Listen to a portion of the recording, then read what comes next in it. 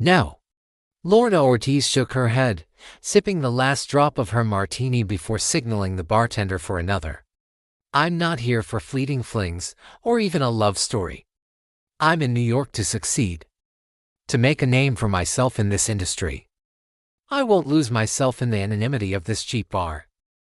All her colleagues watched her. There was something about her. A kind of magnetism.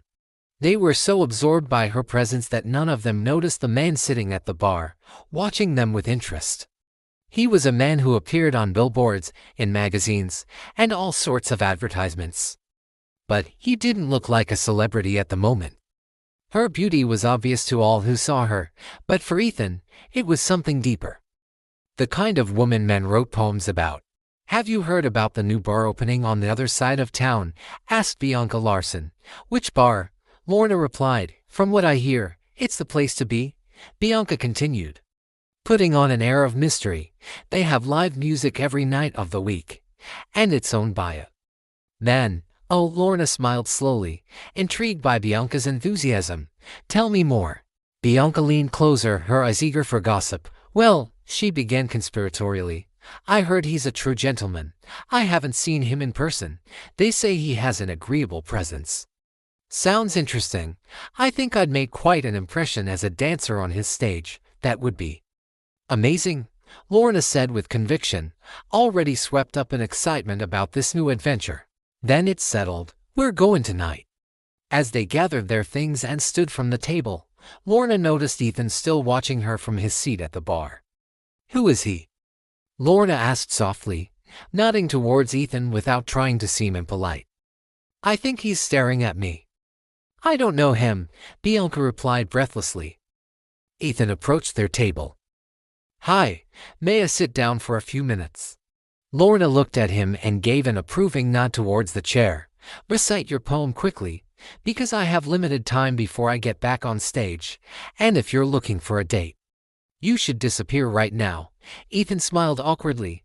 I like your dancing. Many people do. Anything else? Have you heard of the Dream Exclusive Club? Who the hell hasn't?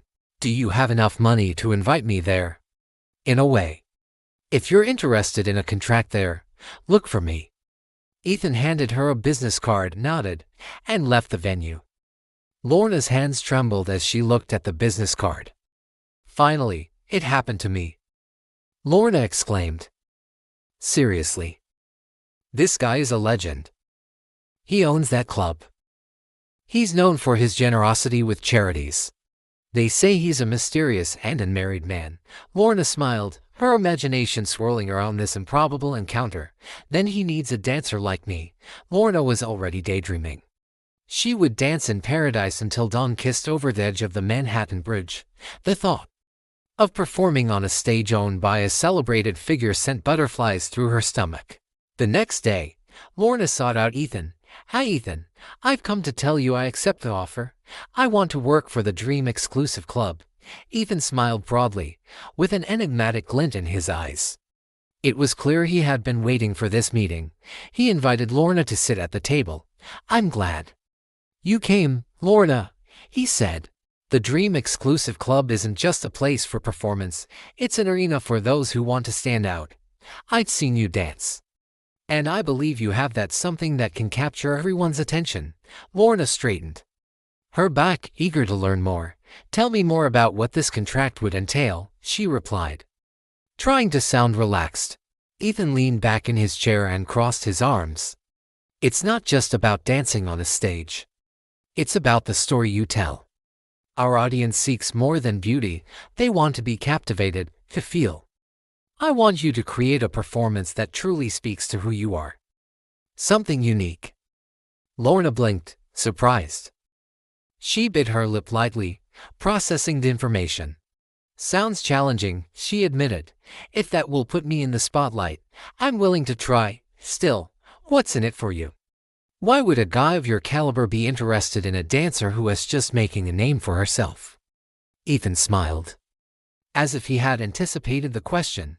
Because every story begins with its first chapter, he said, and because sometimes my instinct tells me I have to bet on someone with a distinctive expression.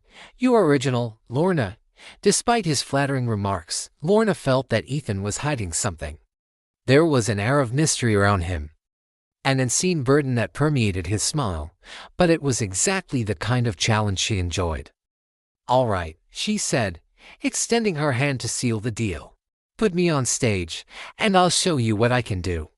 Ethan shook her hand and looked at her intently, as if he saw her future success before she had lived it. "Consider this the beginning of a partnership," he declared. A few weeks later, Lorna officially stepped onto the illuminated stage of the Dream Exclusive Club, wearing an outfit that reflected her bold personality and unbridled ambition. The audience was a mix of New York elite, people who came not just for the show, but for stories. Lorna was not only ready to dance, but to reveal her soul in movement and rhythm. Lorna began to dance, and every step was a manifesto of her dreams, passion, pain, hope. When the music stopped, the hall erupted in applause. That evening, Lorna not only won the audience's admiration but also the confirmation that her destiny was greater than she had ever imagined. Backstage, Ethan awaited her with an intense gaze. "You were magnificent," he said softly. Lorna leaped into Ethan's arms and kissed him. Shivered. There, in the world of the Dream Exclusive Club, the true magic was about to begin.